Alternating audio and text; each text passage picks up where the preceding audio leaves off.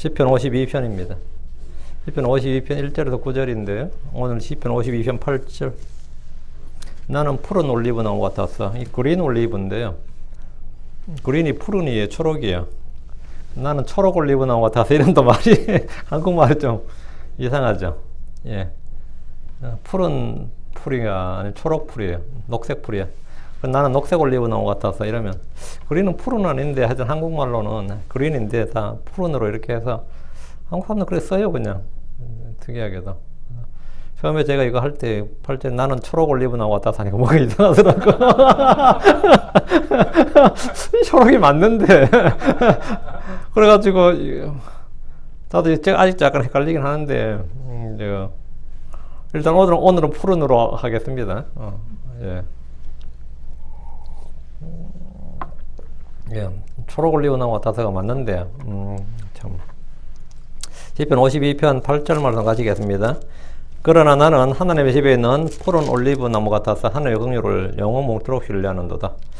이렇게 근데 푸른 올리브 나무, 나는 푸른 올리브 나무 같아서 다윗이 자신을 이제 일컫는 말이죠. 자기 자신을 자기가 푸른 올리브 나무 같다 이렇게 표현한 겁니다. 그린 올리브죠. 그 말은 뭐냐면 싱싱하고 열매 맺는 그런 올리브 나무 이 말입니다. 예. 생기가 있고 싱싱하고 그런 올리브 나무 같다. 예.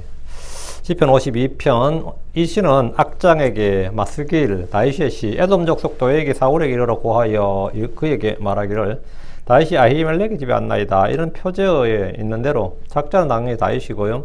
사건이 있다. 사건이 있죠. 사무엘상 22장을 배경으로 한다 이 말입니다. 사무엘상 22장을 배경으로 한다. 그 표제어에 이 시를 쓰는 배경이 나오는데 에돔 족속 도액이 에돔 족속 도액이라 에돔 족속 도액이 사울 왕에게 다윗의 동태와 행적을 일러 바친 사건입니다. 다윗 왕에게 내가 지금 누구한테 사울 왕에게 이 다윗이 지금 이 사울을 피해서 도망가고 있었거든. 도망가고 피하고 있었는데 정적을 감시하는 게 굉장히 중요하죠.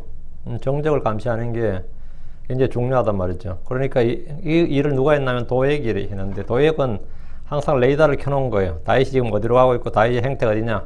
이 정보부를 동원해가지고 다윗의 동태를 지금 살피고 있었단 말이죠. 그러다가 딱 레이더에 걸린 게 뭐냐면 예. 이 사무엘상 22장 사건인데 이 놉당에 있다. 이거 놉당 아히멜렉의 거기 제사장들 촌으로 갔다는 거죠. 도액은 에돔 족속이었지만 사울의 신하들 중에 하나였고 사울에게 속한 목자들 중에서 가장 으뜸 가는 자 이래 돼 있어요. 그러니까 실세였다는 거죠. 사울의 목자들 중에서 가장 으뜸 가는 자였으니까 실세 중에 뭐라고 실세였다 이 말이에요. 도액은 자신의 주군인 사울왕의 정적이었던 다윗을 대적했고 다윗이 도망자 신세일 때 행적을 추적하여 그가 노베에 있던 아히두베 아들 아히멜렉이 이런 것을 보고 사울왕에 고했습니다. 이제 첩보를 구한 거죠. 정보를 이때 다윗을 잡아야 됩니다. 이렇게 사울왕은 이때 다윗을 도운 제사장들 85명을 죽였는데 이 다윗은 못 죽였고요. 다윗을 도왔던 제사장 이게 제사장촌이에요. 레이지파 제사장을 이제 제사장들 많이 죽여 85명을 죽였는데 현장에서 제사장들을 칼로 죽인 살해자가 누구냐면 도액이었어요. 그 도액이 이 제사장들을 죽이는 이 사형집행관, 살인집행관이었다고. 사무엘상 22장 18절에 왕이 도액에게 이르되 너는 돌아서서 제사장들을 덮치라 하며 에돔 족속 도액이 돌아서서 제사장들을 덮쳐 그날이 아마 에봇을 입은 자 85명을 죽였고 그날에 아마 에봇을 입은 85명을 죽였다 이랬는데 엄청난 거죠. 이 유대인들이라면 정상적으로 제사장을 죽이라 그러면 주저하죠. 제사장을 죽인다는 것은 상당히 뭐죠. 명령을 수행하기 어려운데 이 사람은 에돔 족속이기 때문에 거리낌 없이 이 제사장을 죽여버린 거예요. 그 노베 제사장들이 진짜 한마디로 날벼락이죠. 우리가 마른 하늘의 날벼락이라는 표현이 이런 거예요. 느닷없이 졸지에 이 사울과 다윗이라는 뭡니까 정치적 대립관계에 있는 이 정치적 사건에 연루가 되어버린 거죠. 노베 제사장들은 이 정치적 사건에 휘말려서 자기들의 의지와 전혀 상관없이 말이죠. 엄청난 피해를 본 사건입니다. 다윗은 주의 제사장들의 죽음에 늘 죽음에 대해서 이렇게 말했습니다. 사무엘상 22장 22절에 다윗이 아비아달에게 이르되 그날에 에돔 족속 도액이 거기 있기에 그가 반드시 사울에게 고할 줄 내가 알았노라. 내가 내 아버지 집에 모든 사람을 죽게 하였도다. 이 다윗도 에돔 족속 도액을 봤다는 거예요. 거기서. 이런 사달이 날 줄을 뭐라고요? 대충 예상을 했던 거죠. 도액이 거기 있었다. 그래서 사울에게 고할 줄을 내가 알았더라. 근데 사울에게 고한다고 해서 사울이 제사장까지 죽일 그 정도의 인물로는 안 봤던 건데, 사울은 다윗이 생각했던 것 이상으로 지금 좀 미쳐 있었던 거죠. 솔직히. 좀 영적 정신적 상태가 좀 과했던 거죠. 그래서 다윗은 제사장들의 죽음을 이제 자신의 탓으로 돌렸지만 이 일에 에돔 족속 도액이 관여했음을 잘 알고 있었습니다. 이 시편 52편은 지금 시편 52편은 사무엘상 22장을 배경으로 하고 있습니다. 그 본문은 다윗을 대적하는 사울과 도액을 통해서 이스라엘을 핍박하고 이제 다윗은 예수를 예표하잖아요. 이스라엘을 핍박하고 죽이는 짐승, 그 메시아를 대적하는 그 적그리스도를 잘 보여주는 시편입니다. 본문에 셀라가 2번 나오는데 재림의 시편임을 말해줍니다. 자, 본문을 보겠습니다. 너는 어찌하여 스스로 해악을 자랑하느냐 오 강한 자여 하나님의 선하심은 계속해서 지속되는도다. 여기 보면 너는 어찌하여 스스로 해악을 자랑하느냐, 너는 어찌하여 스스로 해악을 자랑하느냐 오 강한 자여. 다윗이 쓴 표제에 따르면 여기서 너는 당연히 1차적으로 도액이죠. 에돔 족속 도액에 관한 거니까 그 도액을 가리키는 말인데, 도액은 사울의 신하들 중에서도 가장 높은 권력자였고 실세였습니다. 에돔 족속 도액은 주의 기름 부음 받은 자를 대적하고 죽이는 짐승을 예표하는 인물입니다. 그는 악을 행하는 것을 부끄러운 것이 아니라 스스로 자랑했습니다. 내가 이번에 다윗 잡으러 갔다가 다윗은 못 잡았지만 제사장들 싸그리 85명을 죽여버렸다. 이런 식으로 양심에 화인 맞은 사람, 마귀 들린 사람이 아니라면 죄를 짓고 악을 행하고 훌보를 저지를 때 그걸 감추거나 변명을 하지 자랑하진 않습니다. 웬만큼 사악한 자들이라도. 그러나 도액은 자기 해악을 자랑을 했습니다. 자랑을 했어요. 오 강한 자여라고 할 때 강한 자는 1차적으로 당연히 도액이고요. 그는 사울 왕가에서 권력자였습니다. 하만이 권력자였을 때 유대인들을 멸하러 계획했듯이 도액 역시 주의 제사장들을 죽이는데 주저하지 않았고 어떻게 하든지 다윗을 대적하고 죽여 없애려 했습니다. 도액은 파라오 하만과 마찬가지로 교리적 예언자로 적용하면 적그리스도를 예표하는 짐승을 예표하는 인물입니다. 성경에서 강한 자여 할 때 강한 자라고 하면 부자나 권력자를 말하는 경우가 있고, 다윗도 이제 왕이 들려 강한 자가 되고 사울도 강한 자가 되겠지만 그런 경우가 있고, 부자나 권력자 그런 사람을 이제 강한 자여 할 수도 있고, 이제 마귀들을 가리키는 말, 하나님의 아들들, 천사들, 하늘의 정사들, 권능들을 가리키는 말일 때가 있습니다. 욥기 앞으로 가서 욥기 22장 8절을 한번 보시죠. 사람은 이제 그렇게 되면 사람은 약한 자가 되죠. 사람은 약한 그릇이고 약한 자예요. 흙으로 만들어졌기 때문에. 그러나 이제 천사들이나 마귀들은 다르죠. 자, 욥기 22장 8절. 그러나 강한 자로 말하건대 그는 땅을 소유하였으며, 여기 그러나 강한 자로 말하건대 그는 땅을 소유하였으며 이랬죠.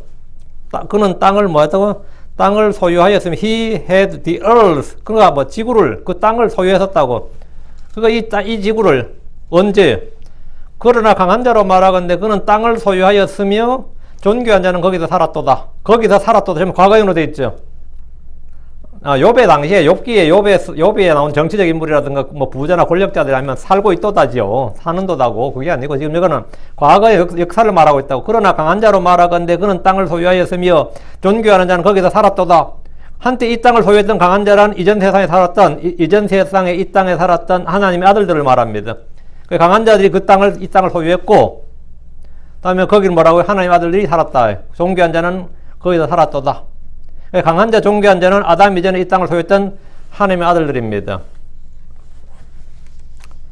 맞죠? 이상한가? 시편 82편 1절. 뒤로 시편 82편 1절. 이제 성경 읽어도 이제 그냥 읽으면 이제 평생 봐도 몰라요. 시편 82편 1절. 하나님께서 강한 자들의 회중 안에 서시며 신들 가운데서 재판하시는도. 여기 강한 자들의 회중 신들 가운데서. 시편 82편에 지금 이 아이가 지금 6절에도 나오죠. 내가 말하길 너희는 신들이라 너희는 다 지극히 높은 신의 아이들이라 하였으나 이랬죠. 강한 자들, 신들. 여기서 강한 자들의 해주라고 할 때 강한 자들은 신들, 천사들, 하나님의 아들들을 말하는 거죠. 신들은 천사들 말합니다.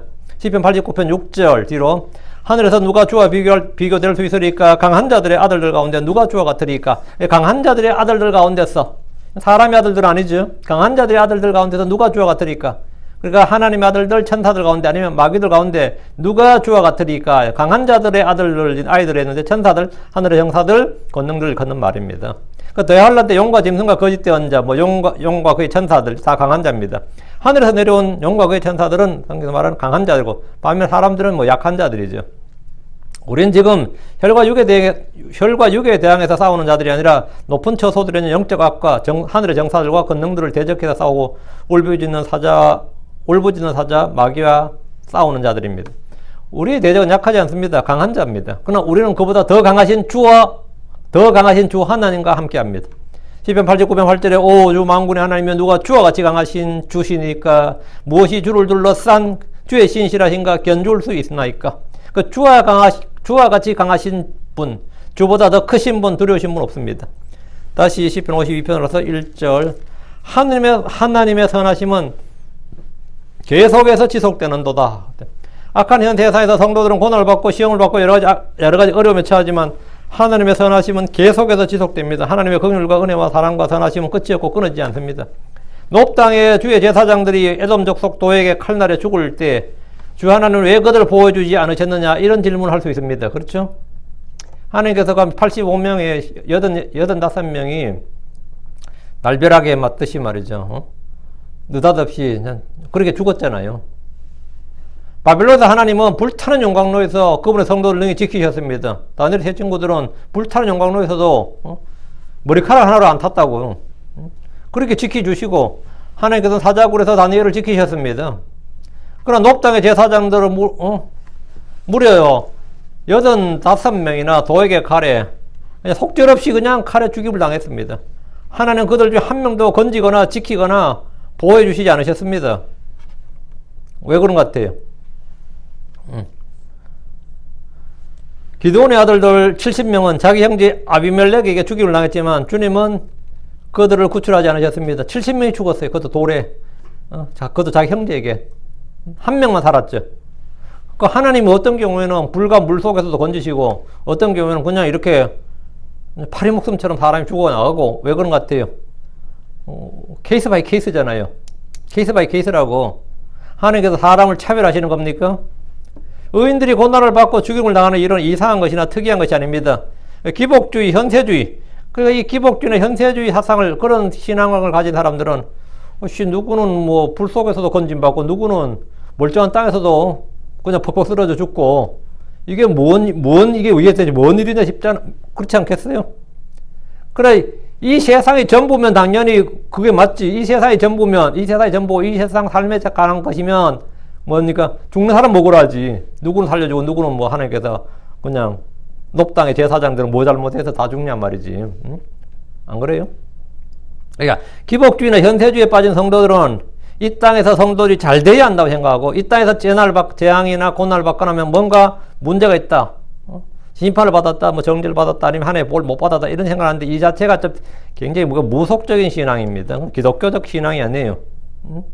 이 땅에서 이 현 세상에서 이 육신이 잘 돼야 된다고 생각하지만 하나님은 현세보다 내세, 땅보다는 하늘에서 잘 되는 것이 훨씬 더 중요하다. 그게 훨씬 더 중요하다. 높다에서 죽은 85명이 용광로에서 살아난 3명보다 억울한 죽음을 당한 게 아니다 이 말이에요. 전혀 억울한 죽음을 당한 게 아니에요.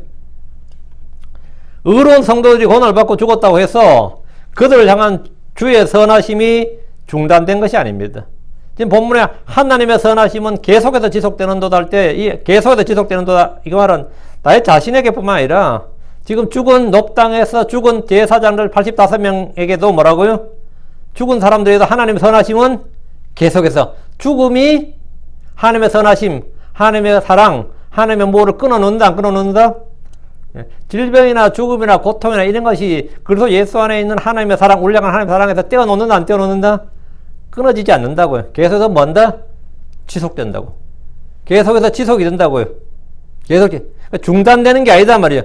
누가 죽었다고 해서 뭐 고난받고 재난을 받고 뭐 고생하고 그러다 그냥 퍽 쓰러져 죽었어. 남들이 볼 때 진짜 와 뭐 저렇게 죽냐 그렇죠. 이래 싶을 때 몰라도 그렇다고 해도 주의 선하심이 중단된 게 아니고 몇 년을 그냥 감옥에 있다 죽은 사람 아니면 몇 년을 그냥 뭐 나사로같이 죽는, 거지 나사로처럼 죽는 사람도 있고, 아니면 뭐 요양병원에 있다 죽는 사람이 있고, 진짜 뭐 있는 돈 없는 돈 다 쓰고, 뭐 자식들 돈까지 다 끌어 쓰고, 그렇게 병원에서 죽는 사람도 있잖아요. 근데 그 사람도 되게 독실한 크리스천이었단 말이야, 예를 들어서. 그렇다고 해서 그게 주의 선하심이 중단되느냐, 그런 건 아니다 말이야. 주의 선하심은 의인들이 고통을 받는 순간은 물론이고, 죽는 그 순간에도 그 이후도 계속해서 지속됩니다. 뭐 이 세상에 영원한 건 없죠. 뭐 다이아몬드 광고 문구를 보면 다이아몬드의 그 빛과 가치가 영원히 지속될 것처럼 그렇게 카피라이트를 막 쓰죠. 영원하다. 다이아몬드가 영원하다. 영원하지 않습니다. 굉장히 약합니다. 다이아몬드. 되게 강해 보여도 이거로 또 약해요. 그게. 그러나 누구나 알듯이 이 땅에 영원한 것은 없습니다. 영원한 것은 주와 그분에 관한 것뿐입니다. 세상과 세상에 있는 것들은 낡고 쇠하고 썩고 변하고 없어지고 끊어집니다. 히브리서 11장 2절에 히브리서 1장 12절에 주께서 의복같이 그것들을 접으시면 그것들이 바뀌려니와, 그것들은 세상과 세상의 것들은 접으면 바뀌고 새하고 낡고 없어진단 말이죠. 주께서는 동일하시고 주의 예수는 끊어지지 아니하리이다. 그 영원한 것은 다 주와 그분에 관한 것뿐이에요. 그분의 긍휼은 영존하며 그분의 진리는 모든 세대에 지속됩니다.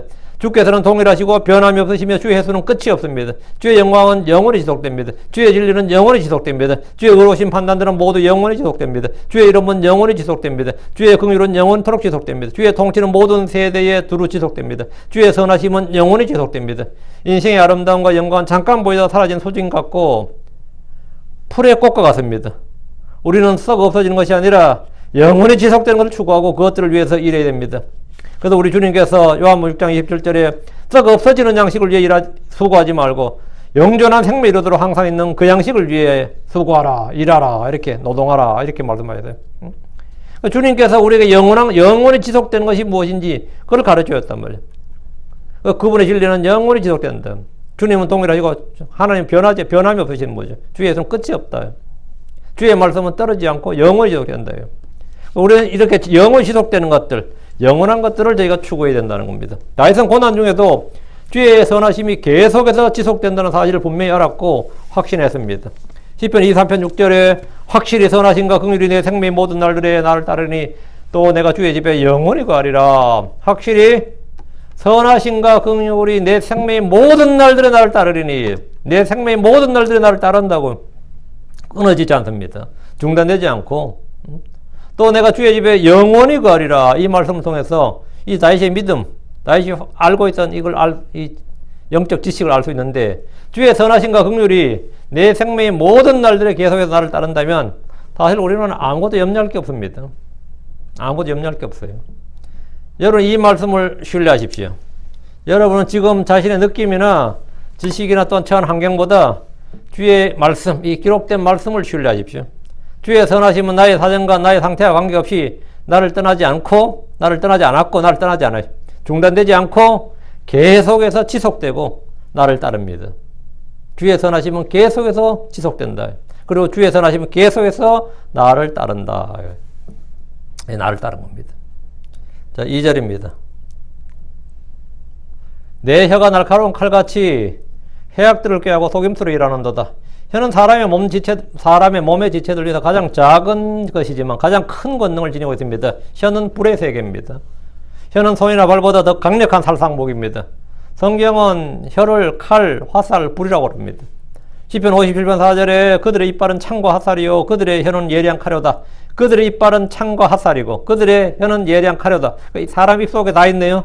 창, 화살, 칼. 시편 64편 3절 그들은 칼같이 자기들의 혀를 갈며 활을 당겨 독한 말들의 화살을 쏘나니. 여보세요? 칼같이 자기들의 혀를 갈며 칼, 다음에 혀의 화살, 말들의 화살을 쏘나니. 말이 화살이 되는 거예요. 그러니까 우리는 이런 말씀을 통해서 이 혀의 살상력, 혀의 살상력을 볼 수 있습니다. 이거는 뭐 핵무기 못지않는다. 잘못하면 핵무기 못지않은 거단 말이죠.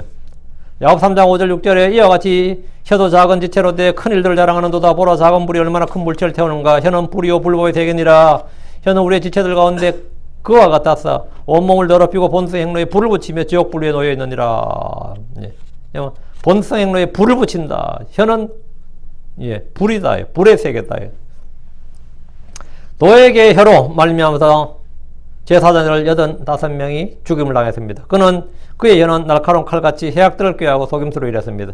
수많은 갈등과 분쟁과 다툼과 싸움과 불화와 전쟁이 혀에서 비롯됩니다. 마귀는 거짓이 압입니다.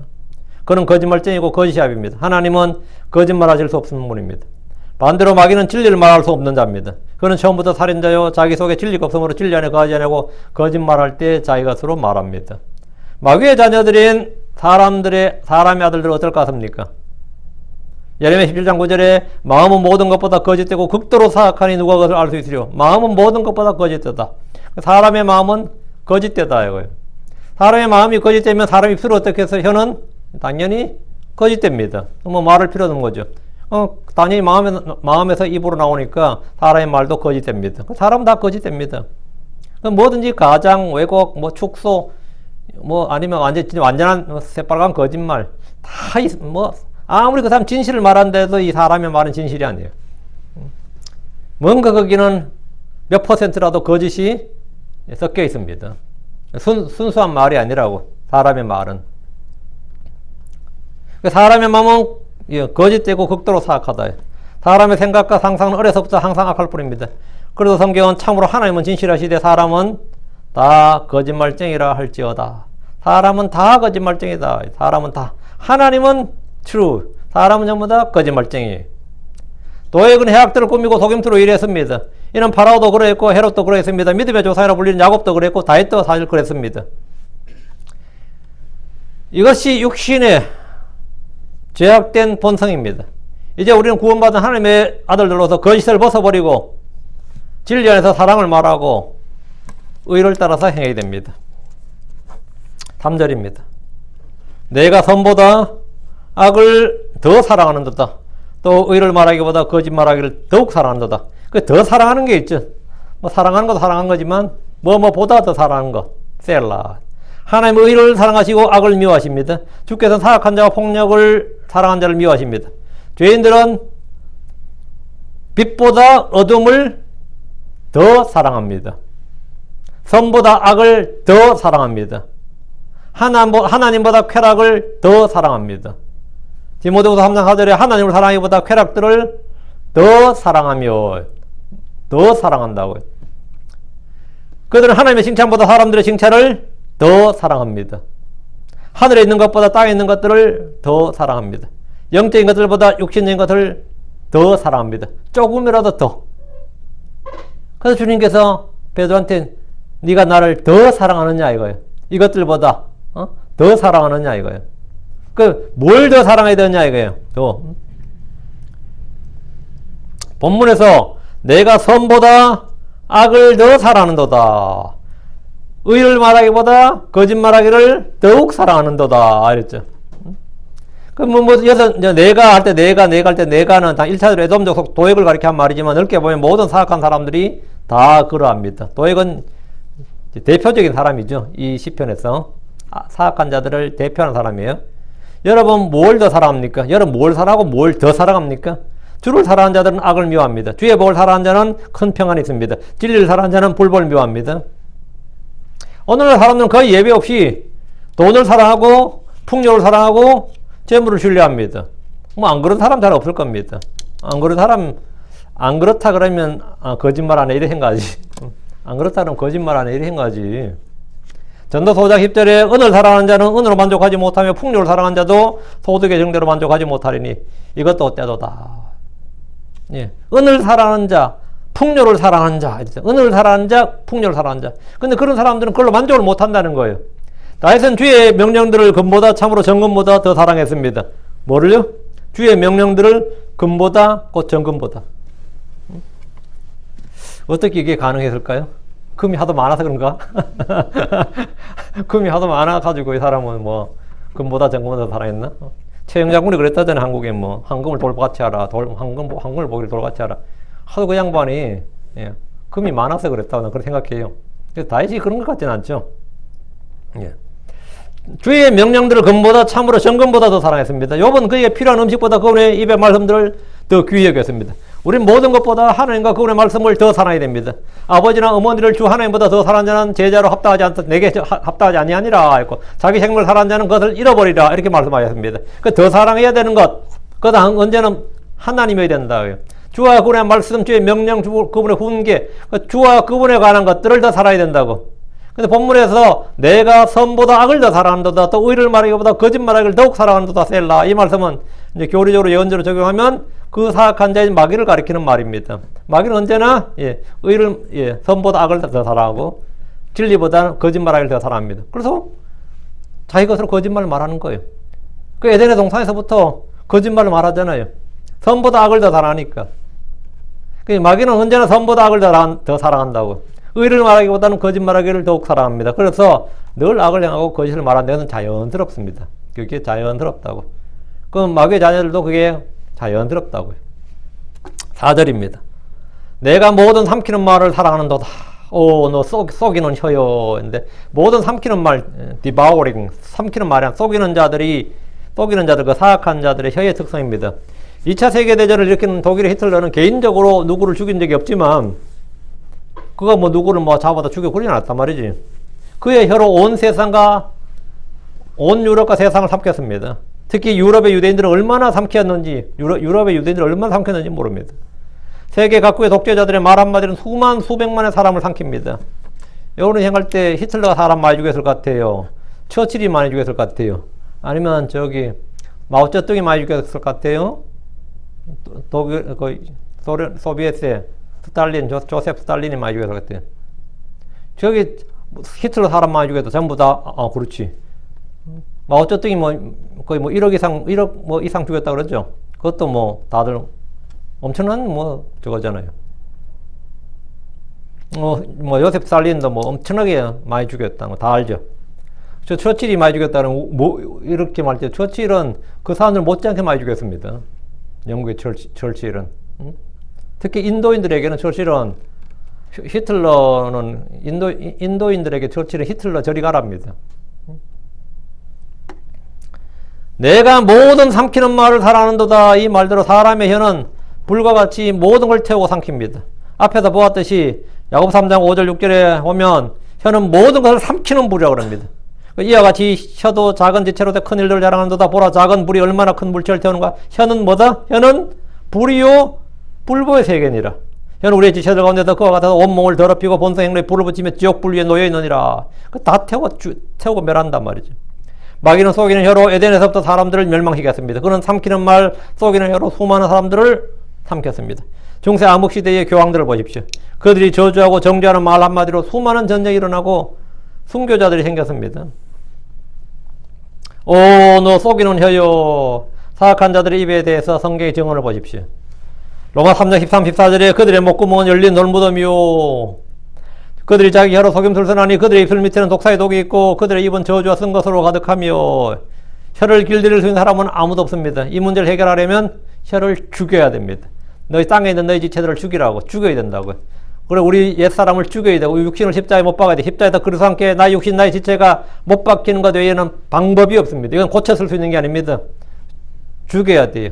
그래서 그리스도 함께 죽고 새롭게 태어나야 된다고. 5절입니다. 하나님께서 이같이 너를 영원히 멸하시리라. 그분께서 너를 제거하시며 내 거처에서 너를 뽑아내시리라. 또 산자들의 땅에서 너를 뿌리째 뽑으시리라. 셀라. 이런 구절 딱 보면 이제 이 너가 누군지 딱 잡히죠. 하나님께서 이같이 너를 영원히 멸하시리라 했는데 이 말씀은 뒷부분에 바로 나오는 설명이 바로 나옵니다. 그분께서 너를 제거하시고 내 거처에서 너를 뽑아내신다. 제거하신다. 그 사악한 자를 제거하신다 이거예요. 제거하신다. 이 말씀은 사울왕이나 그의 부하 도에게 적용하고 그칠 말씀이 아닙니다. 이 구절은 재림의 문맥입니다. 셀라 나오죠. 본문이 말한 너를 멸한다, 너를 제거한다, 너를 뽑아낸다, 너를 뿌리째 뽑는다. 이 말씀은 모두 장차 이 땅에 올 한 사람, 즉 그리스도에 관한 예언의 말씀입니다. 그 쏘기는 혀, 삼키는 말하고 사랑하고 이 쏘긴 혀, 이 마귀를 주님께서 어떻게 된 거죠? 영원히 멸해 주셔야 된다고. 이 땅에서 제거해 주셔야 된다고요. 여기서 말한 영원히 멸하신다. 이 의미는 단순히 그냥 70년, 80년 살다 죽는다 이 말이나 이어서 말은 영원히 멸하신다. 너는 짐승과 거짓된 자를 불로소에 던지고 사탄을 결박해서 끝없이 깊은 구덩이에 던지시는 걸 말합니다. 하나님께서 이같이 너를 영원히 멸하시라. 이 말씀은 계시록에서 그것이 집행되는 겁니다. 지옥의 심판과 불못에 던져지는 것이 영원한 멸망입니다. 그분께서 너를 제거하시며 너를 뽑아내시리라 했는데 이 말씀은 이 땅에서 뽑아서 지옥으로 던지시는 겁니다. 뒤에 구체적인 설명이 더 이어지죠. 또 산자들의 땅에서 너를 뿌리째 뽑으시라 셀라. 산자들의 땅이 뭐죠? 산자들의 땅은 지상이에요. 죽은 자들의 땅은 지옥입니다. 땅의 더 낮은 부분 지옥이라고요. 우린 지상에 살다 죽어서 땅 속에 묻혀 흙으로 돌아갑니다. 그렇다면 산자들의 땅에서 너를 뿌리째 뽑는다는 말은 이 땅에서 멸하여 지옥이나 불못에 던져진다는 말씀입니다. 사람의 몸이 한 번 죽는 것이 첫째 사망입니다. 성도들은 죽임을 당하지만 둘째 사망에게 해를 입지 않습니다. 첫째 부활에 참여하는 자는 둘째 사망의 통치를 받지 않습니다. 그러나 죽어서 혼이 지옥에 간 자들은 정죄의 부활, 불의한 자들의 부활을 한 후에 둘째 사망을 당하게 됩니다. 산자들의 땅에서 뿌리째 뽑히는 겁니다. 하나님은 마귀와 그의 천사들을 위해 지옥을 예비하셨습니다. 그곳으로 사악한 자들이 함께 가게 되는 겁니다. 6절 의로운 자들이 또한 보고 두려워하리라. 그리고 그를 비웃으리라. 의로운 자들이 또한 보고 두려워하리라. 그리고 그를 비웃으리라. 의로운 자들이 또한 보고 두려워할 것이란 말은 우리가 주의 심판을 보기 때문입니다. 민족들의 심판에서 주님은 불법을 행하는 자들아 너희는 내게서 떠나라 이렇게 말합니다. 마태복음 25장 41절에 저주를 받은 자들아 너희는 내게서 떠나 마귀와 그의 천사들을 위하여 예비된 영전한 불에 들어가라. 이 심판에서 우리는 이 심판 그리고 이들이 받는 저주 정죄 이걸 우리가 보죠. 그 주의 심판을 보면 다 보고 두려워하죠. 천년왕국에서 의로운 자들은 불못에 던져진 사람들의 사체들을 봅니다. 불타는 사체를 본다고요. 이사야 66장 24절에 그들이 나아가서 내게 범법한 사람들의 사체들을 보리니 그들의 본래는 죽지 아니하고 그들의 불은 꺼지지 아니할 것이요 그들이 모든 육체에게 가증함이 되리라. 그러면 그들이 나아가서 내게 범법한 사람들의 사체들을 보리니 어디서 보는 거죠? 불못에서 타는 걸 보는 거지. 이런 것을 보고 주와 그분의 심판을 두려워하지 않을 사람은 아무도 없을 겁니다. 그리고 그를 비웃으리라 했는데 우리의 의로운 자들은 민족을 떨게 하고 사람들 속이던 마귀의 종말을 보던 사람들입니다. 그러니까 이 마귀의 종말을 본 사람들은 전부 다 그를 비웃을 겁니다. 인류를 6,000년 이상 속였던 그런 이 거짓 아비를 그 불못에 던져진 것을 보면 어떨 것 같아요? 비웃는다 이거예요. 그리고 그를 비웃으리라. 7절입니다. 보라 이 사람은 하나님을 그의 힘으로 삼지 아니하고 대신 자기의 많은 재물을 신뢰하며 또 그의 사악함으로 자기를 강하게 하던 사람이라. 보라 이 사람은 할 때 이 사람이 누굽니까? 죄의 사람 멸망의 아들입니다. 죄의 사람 멸망의 아들. 우리가 그냥 늘 간단히 적글에서 뭐 짐승 이렇게 말하죠. 그는 스스로 자기를 높이는 자요 교만한 사람입니다. 보라 이 사람은 하나님을 그의 힘으로 삼지 아니하고 죄의 사람 멸망의 아들은 하나님을 그의 힘으로 삼지 아니하고 대신 자기의 많은 재물을 신뢰합니다. 또 그의 사악함으로 자기를 강하게 하던 사람이라. 즉 그것은 그의 사악함으로 자기를 강하게 하던 사람입니다. 그의 권능은 용에게서 받은 겁니다. 8절입니다. 그러나 나는 하나님의 집에 있는 푸른 올리브 나무 같도다. 나는 하나님의 긍휼을 영원무궁토록 신뢰하노라. 내가 푸른 올리브 나무였는데 그린 올리브, 초록 올리브예요. 녹색 올리브. 그러나 나는 하나님의 집에 있는 초록 올리브 나무 같도다. 초록 올리브 안 쓰는 말인가? 녹색 올리브. 하여튼 푸른 올리브 나무 같도다. 저는 이 푸른 하면은 푸르른 그 이제 블루 색깔이 팍 와닿아서 영 어색한데 보통 사람들은 푸른 해도 그린이 와닿아. 한국 사람들 그 심상에 이미지가 푸른 풀밭 하면 파란색이 와닿아요. 그린이 와닿아. 그린이 와닿아. 한국 사람은 이게 언어와 이게 심상이 이게 매치가 안 되는 단어 중에 하나가 이 푸른이라는 단어입니다. 진짜. 그래서 푸르른 하면 뭐 그렇게 파란 거하고 그 그린은 완전히 색이 다른 색깔인데 비슷한 색깔도 아니에요. 완전히 다른 색인데도 불구하고 한국 사람들에게는 어떤 푸른 하면 자동으로 그 뒤에 있는 단어에 따라서 그렇게 하늘이 파랗다 그럴 때 파란 하늘 할 때는 아무도 그린이 생각 안 나잖아요. 파란 그냥 블루로 생각이 나지.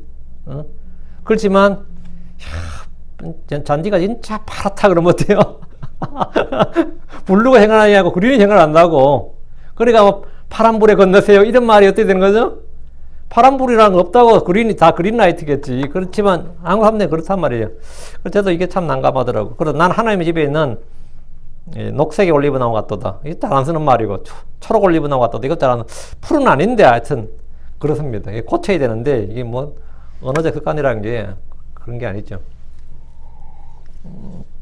다윗이 이 시를 쓸 때는 예루살렘에 성전이 없었어요. 하나님의 집에 있는 푸른 올리브 나무였는데 하나님의 집이라고 성전이 없었다고. 다윗 시대는 주위에 장막이 있었을 뿐이죠. 그러나 나는 하나님의 집에 있는 초록 올리브, 나는 하나님의 집에 있는 푸른 올리브 나무 같도다. 근데 이 올리브 나무, 무화과 나무, 포도나무 이스라엘 상징하는 나무라고 그랬죠. 올리브 나무는 이스라엘 영적 특권을 상징하는 나무입니다. 무화과 나무는 이제 올리브의 종교적 특성을 말하고, 포도나무는 이제 이스라엘의 민족적 특성을 말하는데, 다윗은 자신을 하나님의 집에 있는 초록 올리브 나무 같다 했다, 그랬단 말이죠. 자꾸 난 초록이라고 말하는데, 이는 열매를 맺고 싱싱하고 좋은 나무란 뜻이에요. 이게 그린 올리브가 아주 푸른 그런 싱싱하고 아주 좀 젊은 그런 이미지 같다 그러죠. 다윗은 주의 기름 부음을 받았습니다. 올리브 기름은 성령의 기름을 예표합니다. 올리브 기름 주의 성전에 불을 붙인 등잔대의 기름입니다. 올리브 나무는 이스라엘 민족을 예표하는데, 나는 하나님 집에 있는 푸른 올리브 나무 같다. 이건 다윗이 이제 자신을 말한 것이고, 예표적으로는 주 예수 그리스도죠. 주 예수 그리스도는 영원히 뭡니까? 그건 청춘의 이슬이 내게 있나이다예요. 젊음의 이슬이 내 안에 있다. 주님은 늙거나 뭐 병들거나 약해지거나 이런 건 없어요. 천년 만년 뭐 몇 억 년을 지나가든 주님께서는 늙음이 없다고.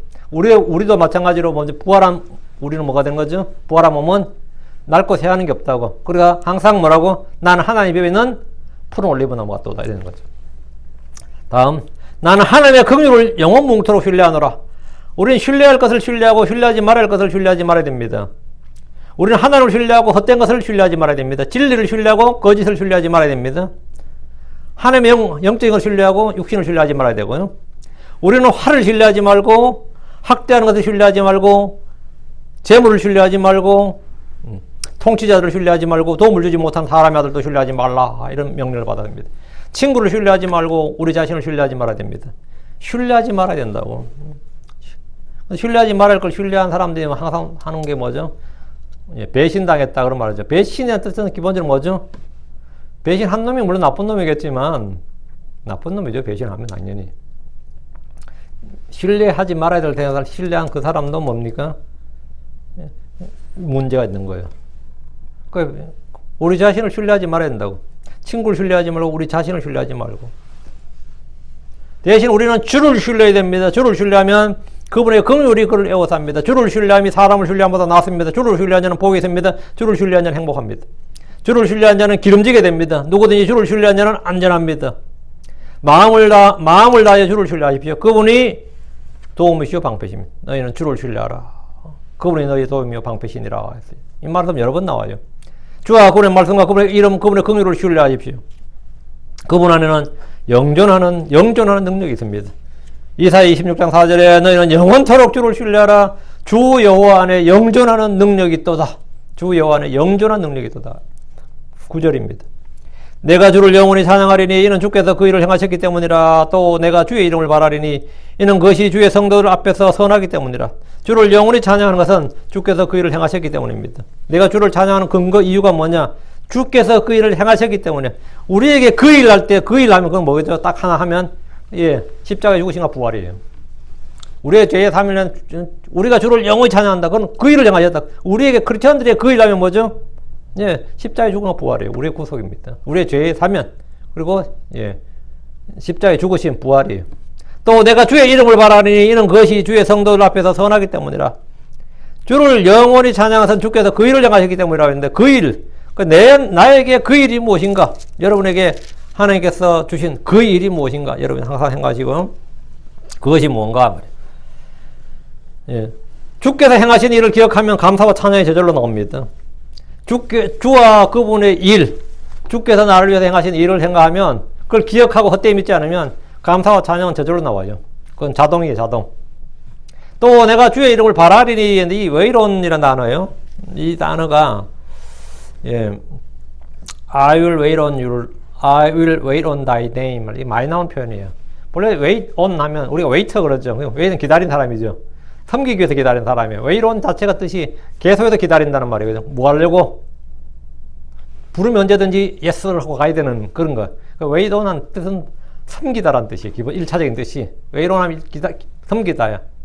현대형에서 대부분 섬기다. wait on은 물론 계속해서 기다리다는 뜻이니까 직역하면 그냥 계속해서 기다리다 이 뜻이 되고, 이제 거기 이제 섬기다가 되고, 또 주인이 뭘 계속해서 날 부를까 이제 기다린 거잖아요. 그러니까 거기서 바라다라는 뜻이 나오는 거죠. 그 뜻이 파생이 되는 거죠.